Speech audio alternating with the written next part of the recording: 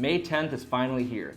The CPI report is out. Did it live up to expectations? Did interest rates come down? Let's dig into it. So with today's CPI report, year-over-year inflation has now fallen for the 10th consecutive month.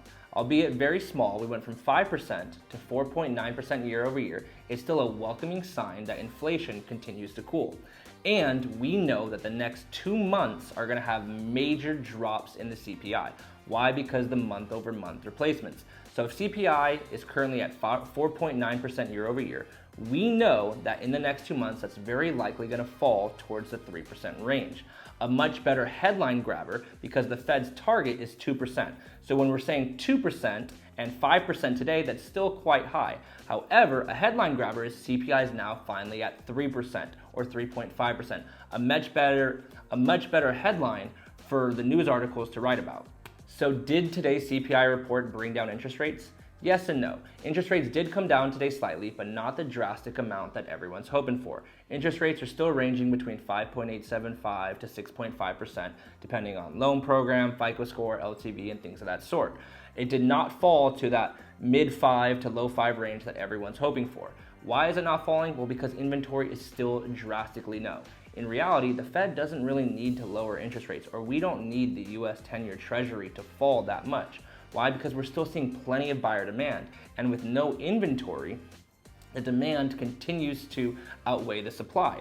We're still seeing several appraisal gaps being covered. People offering 10, 20, 30, 40K above their listing.